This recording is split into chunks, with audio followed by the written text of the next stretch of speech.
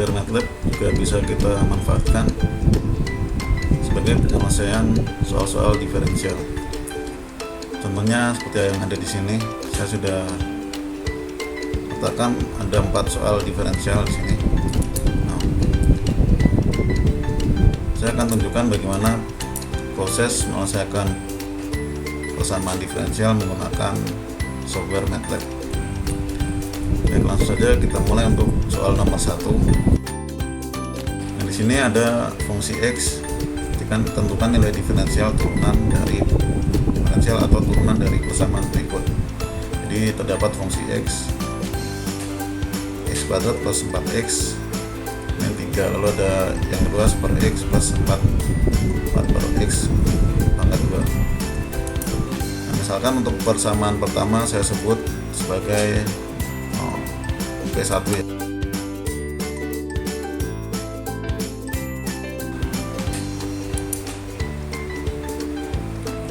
Untuk persamaan pertama adalah seperti ini, x kuadrat plus 4x minus 3.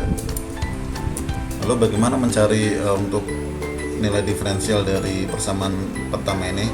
Nah, misalkan saya sebut untuk jawabannya adalah diferensial dari persamaan pertama di DP1 dengan. Nah, mencari penyelesaian diferensial kita menggunakan sintaks namanya div. Jadi DI FF diferensial, lalu inputnya adalah nama persamaannya di sini kan P1, lalu variabel yang ingin diturunkan adalah X. Seperti ini. Kita cek. Nah, jadi untuk hasil diferensial dari fungsi yang pertama ini adalah 2x plus 4. Jadi kalau ini kan masih mudah ya, kan tinggal turun ke bawah, terus pangkatnya dikurangin 1, jadi 2x plus 4. Lalu untuk yang persamaan kedua ya, misalkan ini saya sebut persamaan kedua.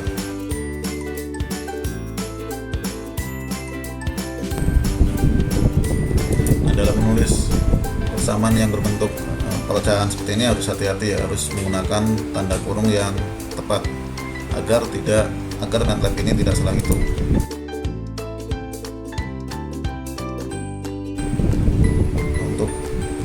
Menulis kodenya di penyelesaian yang bagian 2 ini sama saja dengan persamaan yang pertama. Jadi diferensial terus persamaannya adalah P2, terus yang diturunkan adalah X. Nah, untuk persamaan yang hanya terdiri dari satu variabel seperti di sini kan hanya X. Nah, X ini bisa kita hilangkan. Jadi cukup diferensial lalu persamaannya. Jadi hasilnya adalah seperti ini. Kita lanjutkan ke soal nomor 2.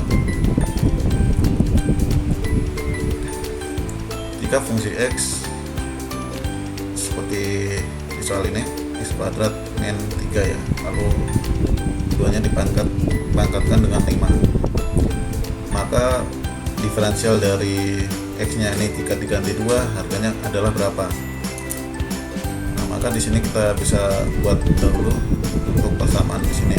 Jika saya menafkan dahulu, kita sebut misalkan P2.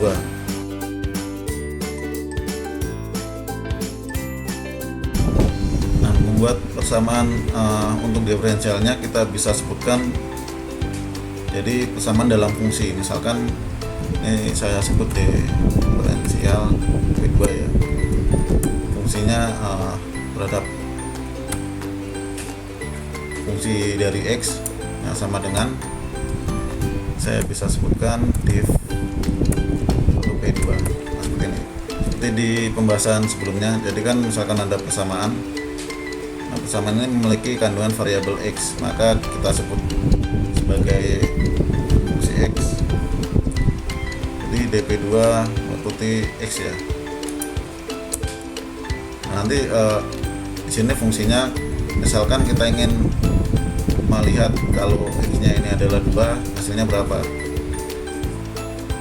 Oke, ini bisa kita tulis ya di sini jawaban sama dengan Berarti ini kita ganti dp2. Nah, x nya kita ganti dengan angka 2 seperti ini. Di persamaan yang diperoleh ini, yang diferensialkan, nanti untuk x nya diganti harganya dengan 2. Nah, jawabannya adalah 20. Kita lanjutkan ke soal nomor 3. Jika fungsi x adalah di sini persamaan trigonometri, di sin x plus cos x dibagi dengan sin x. Untuk nilai diferensial dari x nya ini adalah pi per 2, itu berapa? Nah, bersama dengan soal nomor 2, kita sebut misalkan ini persamaan 3.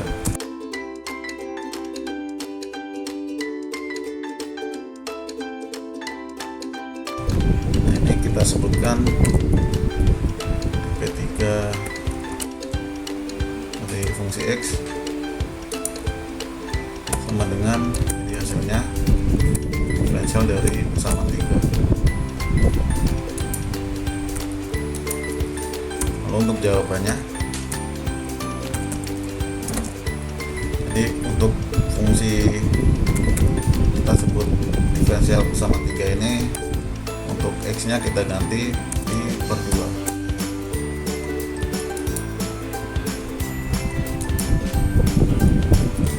Nah, hasil akhirnya adalah minus 1.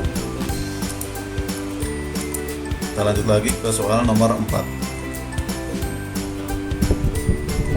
Nah, di sini diferensial terdapat beberapa variabel, ya ada 3 variabel x, y, dan z. Untuk variabelnya harus kita deklarasikan dahulu. Tadi x nya sudah kita buat di atas, maka kita tambahkan y dan z. Nah, saya sebut di sini persamaan 4.